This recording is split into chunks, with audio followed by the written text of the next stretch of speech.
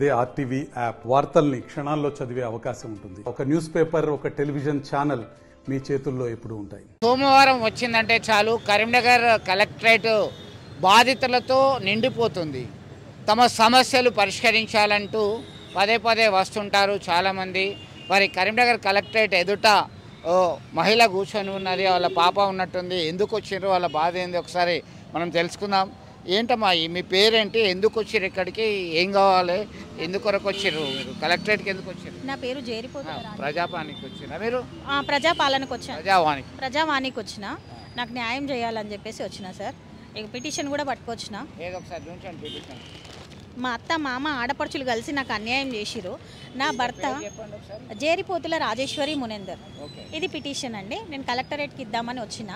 అయితే అత్తయ్య మామ ఆడపడుచులు కలిసి నన్ను ఇంట్లోకి రానిస్తలేరు. నా భర్త చనిపోయి 3 సంవత్సరాలు అయింది. మేము ఒక పాపను కూడా అడాప్ట్ తీసుకున్నామండి. నా భర్త ప్రణయం, నా అత్తమామ ప్రణయంతో.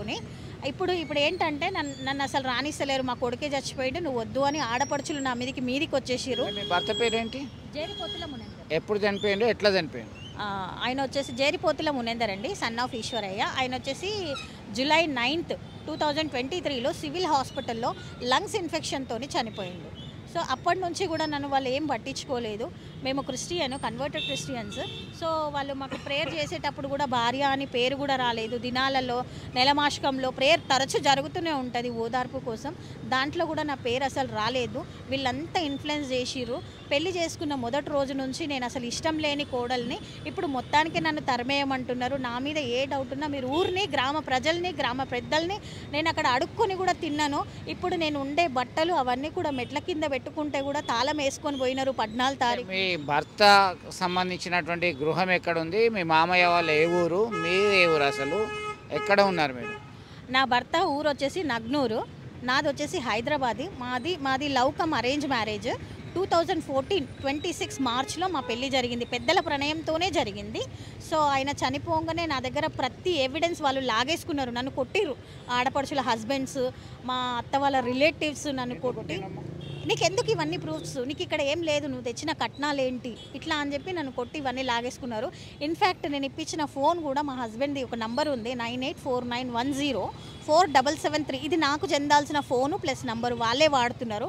నా కొడుకుది, నువ్వేమైనా పిల్లని కన్నావా అని చెప్పేసి నా బిడ్డను నానా మాటలు అంటున్నారు. నా బిడ్డను కూడా కొట్టిరు. ఆ పిల్లని చిన్న పాప అని జాలి కూడా చూపించలేదు ఆ పిల్ల పైన. ఆ పిల్లని కూడా చాలా అసహించుకున్నారు. నా భర్త బతికున్నప్పుడే 2020లో చేసుకున్నా. అప్పుడే చేసుకున్న భర్త పాప అప్పటికి ఒక 2 months బేబీ, 40 days అరౌండ్ అలా ఉంటుంది. సో అప్పుడే నా భర్త ప్రణయంతోనే అడాప్ట్ చేసుకున్నాం మేము. సో వీడియోస్ అట్లాంటివి అయితే ఏం లేవు. అప్పుడు మేము ఏం అనుకోలేదు కాబట్టి. సో నేను వస్తూ పోతూ ఉన్న పాప ఎవరో నిలదీయలేదు. పాప ఫస్ట్ బర్త్డే కూడా నగ్నూరులో గ్రామంలో అయింది. మంచిగా పెద్దగానే సెలబ్రేషన్స్ చేసినాము. ఆ ఆల్బమ్ కూడా ప్రూఫ్ దొరకకుండా దాచుకున్నారు వాళ్ళే. అండ్ నాకు ఒక గ్రూప్ ఉండే, డోక్రా గ్రూప్. ఆ గ్రూప్లో నుంచి కూడా నా హస్బెండ్ చనిపోయినాక తీపిచ్చేసిర్రు. ఇప్పుడైతే లోన్ అయితే రన్ అవుతుంది. నా ప్రణయం లేకుండా తీపిచ్చేసిరు. నాకు దయచేసి ప్రెస్ న్యాయం చేయాలి. ఎవ్వరు కాదు, మీరు ప్రస్తుతం ఏ విధమైన ఉపాధి పొందుతున్నారు, మీకు న్యాయం అంటే ఏ విధమైన న్యాయం కావాలి? ఎందుకంటే భర్త చనిపోయిండు, భర్తకు సంబంధించిన ఆస్తిపాస్తులు లేవు, ఏ విధమైనటువంటి న్యాయం చేయాలి? పైగా పాపను ఒక అడాప్ట్ చేసుకున్నా అంటున్నారు. అయితే ఏంటంటే మా అత్త పేరు మీద 4 రూమ్లు కట్టించారు నా భర్త. ఆయన ఉన్నప్పుడే చెప్పారు, ఈ ఆస్తి ఎవరికి కాదే, మనకే, ఈ పాపకే చెందుతుంది అని వాంగ్మూలం ఇచ్చి చనిపోయారు. అంటే బతికున్నప్పుడే, మంచిగా ఉన్నప్పుడు. అట్లాంటి టైంలో నేను నమ్మి చాలా పైసలు ఇచ్చిన, 5 నుంచి 6-7 లక్షల కట్నం ఇచ్చిన. నేను ఏ ప్రూఫ్ లేకుండా ఆయనను పెళ్లి చేసుకొని కట్నాలు ఇవన్నీ ఇచ్చి కూడా ఇవాళ నన్ను అన్యాయం చేసిరు. ఉన్న ఇంట్లో నాకు ఒక రూమ్ ఇచ్చి నేను బతికేలాగా, నాకు ఒక పింఛన్ ఏర్పడేలాగా, ఈ గ్రామ వాసిలాగా నేను ఉండాలి. ఇప్పటిదాకా ఏం జరిగిందో ఏం పోయిందో నాకు తెలియదు. నాకు న్యాయం చేయండి దయచేసి. అత్తమ్మ మామయ్య ఏమంటున్నారు? నేను మీతోనే ఉంటా, మీరు చెప్పినట్టుగా వింటా అని చెప్పారా? ఏమంటున్నారు? చెప్పాను, మీరు చెప్పినట్టే ఇంటా, మిమ్మల్ని చూసుకుంటా, మీరు ఏ అప్పు సప్పు ఉన్నా నాకు చూపియండి, నేను కట్టుకుంటా అంటే, వద్దొద్దు, నువ్వు రావద్దు, నువ్వు అస్సలే ఉండొద్దు మా ఇంట్లో అని ఆడపడుచులు నా మీదకి ఎగబడడం. గ్రామ పంచాయతీ, సానపల్లి గ్రామ పంచాయతీలో 2 ఆడపడుచులు ఫోన్, ఇంకొక పెద్ద ఆడపడుచు కూడా ఫోన్లో దాన్ని రానియొద్దు అని వాళ్ళు మాట్లాడడమే, మామయ్య మాట్లాడడమే, అత్తమ్మ మాట్లాడడమే, అందరూ వచ్చి అట్లా మాట్లాడుతున్నారు. నగ్నూరు నుంచి ఎవరు పెద్ద మనుషులు అనేది ఎవరు ఎక్కువ రాలేదు. మా బావలు వచ్చిరు, ఒక ఆయన జేరిపోతుల పోషమలు, జేరిపోతుల శంకర్ శంకరయ్య అని వీళ్ళిద్దరే వచ్చిర్రు. మిగతా వాళ్ళు ఒక పెద్ద ముస్లాం వచ్చింది సాయమ్మ అని, ఆమె కూడా ఎందుకు వస్తుంది రావద్దు అని అన్నది. లేదు ఒకటి చెప్పండి, 2014లో మీ పెళ్ళైంది, 2023లో మీ భర్త చనిపోయిండు. ఈ 2 సంవత్సరాల నుంచి మీరు ఎక్కడ ఉంటున్నారో ఏం చేస్తున్నారు అసలు? ఎందుకంటే మీరు ఆల్మోస్ట్ 9 సంవత్సరాలు కలిసే ఉన్నారు, మీ పెళ్ళికి అందరూ ఒప్పుకున్నారు, ఇప్పుడేం అభ్యంతరం?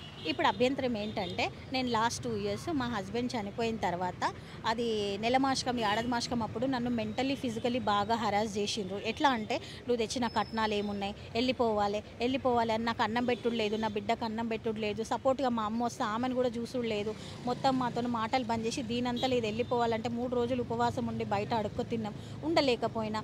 అదే టైంలో నాకు CD4 టెస్ట్ అయింది, మొత్తం నా రెడ్ సెల్స్ అన్నీ రెడ్ బ్లడ్ సెల్స్ అన్నీ పడిపోయినాయి. 22 కాదు 44కి కౌంట్ వచ్చింది. నా వెయిట్ కూడా చాలా తగ్గిపోయింది. నేను ఒక ప్రైవేట్ కంపెనీలో పనిచేస్తుండే లేబర్గా. సో అక్కడే నేను ఇక్కడ diamond point Boinapally diamond point దగ్గర పడిపోయినా. సో నన్ను ఒక ట్రస్ట్ వాళ్ళు తీసుకెళ్ళి గాంధీలో వేశారు. సో నేను ఇప్పుడు అక్కడ గాంధీ నుంచి మెడిసిన్స్ అన్నీ వాడుతున్నా. నేను రికవర్ కావడానికి ఇంత టైం అయింది, కానీ మధ్యలో వస్తున్నా పోతున్నా వాళ్ళని చూస్తున్నా. ఏంటంటే మీరు వస్తున్నారు పోతున్నారు, గ్రామ పంచాయతీకి సంబంధించిన ఊరు అది, అంటే మీ పెద్ద మనుషులకి చెప్పడం కానీ పోలీసులను ఆశ్రయించడం కానీ చేశారా? మీకు న్యాయం జరగాలంటే వాళ్ళు వద్దన్నారు, మీరు బయటకు వచ్చారు. మరి మీకు సంబంధించినటువంటి బంధువులు ఉంటారు, మిత్రులు ఉంటారు, పోలీసులు ఉంటారు, వాళ్ళని ఆశ్రయించాను, పోలీసులను ఆశ్రయించాను, పోలీస్ స్టేషన్లో వెళ్ళాను.